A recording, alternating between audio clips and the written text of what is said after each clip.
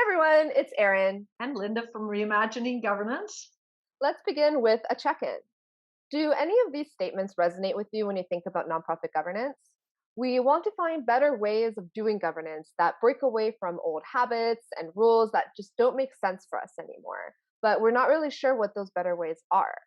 Or we'd like to take advantage of the lessons that we learned about agility and innovation while we navigated the pandemic, and we really want to apply it to how we do governance.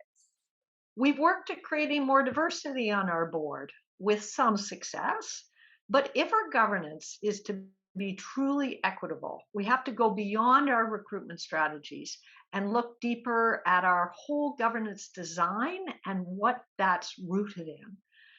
And the last one, we struggle to find all the skills, knowledge, and experience we need on our board. There must be some other creative ways to draw in these competencies. If any of that resonated with you, you might want to spend the next 10 minutes learning why ONN and Ignite MPS, along with so many other leaders in the nonprofit sector, think that it's so important to reimagine governance. And the truth is, there's lots of examples of really great boards and really great governance. And so governance isn't necessarily on fire. However, there's a huge opportunity to really find innovations in how it's done and shake up the status quo.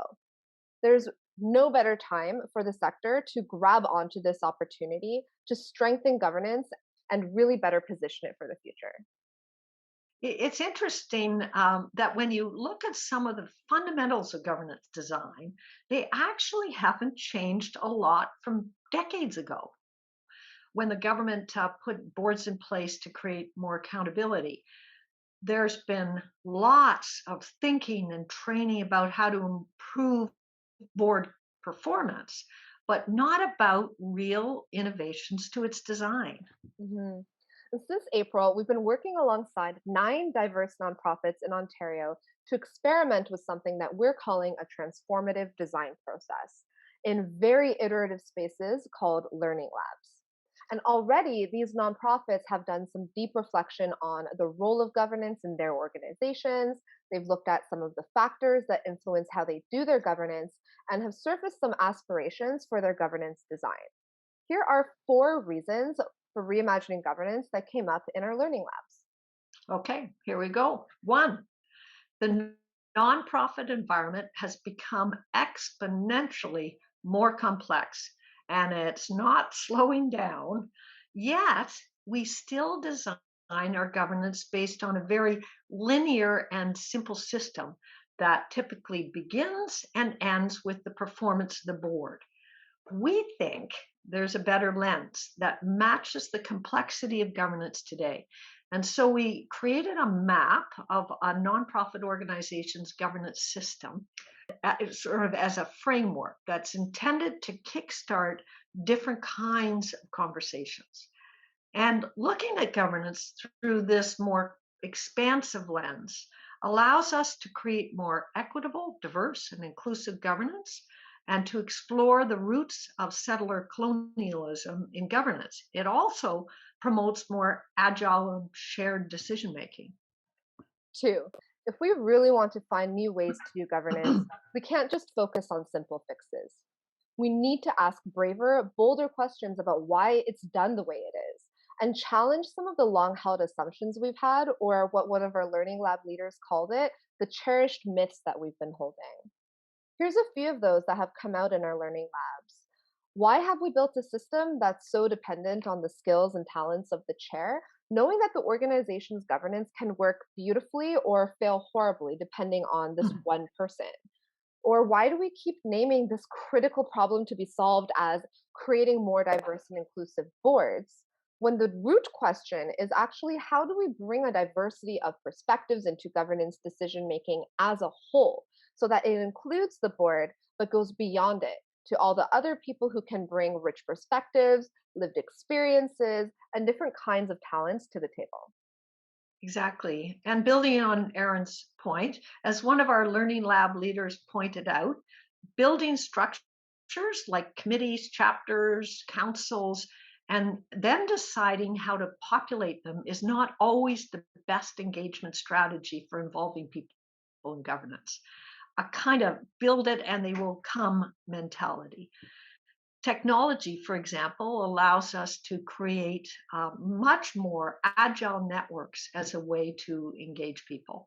Yeah, for sure. Another bold kind of question is, why is the board seen as the home of governance that sits at the top of this hierarchical chart, rather than seeing the board as playing host to a more networked and agile system of governance? What could that look like, and how would we redraw that picture? And linked to this question, why do some say the CEO or ED in management don't do governance when they are often very active in governance functions like setting strategic directions and ensuring there are strong accountabilities? Part of the answer is that it's important to keep the board from getting into the operational weeds, but it's a lot more complex than just saying the board does governance and management executes. Mhm. Three, we need to make governance work attractive to the next generation of leaders. There are so many ways that potential leaders can fulfill their strong sense of social purpose that goes beyond the traditional nonprofit. They can create their own initiative, get involved in a social enterprise, or work for a corporation that's committed to social responsibility. We need to be taking a hard look at governance so that it better aligns with the passions, interests, and expectations of emerging leaders. And this includes examining how governance is rooted in systems of inequity. Or we should be reimagining governance because we can. In our learning labs, we're discovering that there is lots of room to play with governance design if there's the collective will to do it. As part of the process, we've been creating snapshots, or what we're calling snapshots, of the circumstances within an organization that dictate and shape their governance so they can see where the wiggle room is to do things differently. Of course, legislation like the Canadian Not-for-Profit Corporations Act is binding, although people have been surprised at how much room there actually is to delegate and share responsibility. Beyond these rules, every organization is different in terms of what's fixed, what's more fluid, and what on the surface might feel locked in, but actually isn't. One of the really interesting Learning Lab revelations, and another very important organizational circumstance, is how strongly culture and history influence governance design, Mhm. and yet they often remain unacknowledged. For instance, habits and norms that are formed over the years can hang on as a legacy, and that can include things like who has the power to make decisions, or committees that were formed and continue to exist but might no longer make sense. So, those are some reasons to reimagine governance. One, the environment has become so much more complex. Two, we should be asking bolder, even braver questions about how our governance works. Three, it's got to appeal to the next generation of leaders. And four, there's lots of room for innovation in the way we do governance. We hope you'll explore our website further to learn more about how your organization can reimagine its governance. Later in the fall, we're going to be sharing stories and learnings from our labs, and then in the new year, making the transformative design process available to everyone. So please stay in touch with us by signing up for our listserv on our webpage. Thank you for listening, and we'll see you next time. Thank you.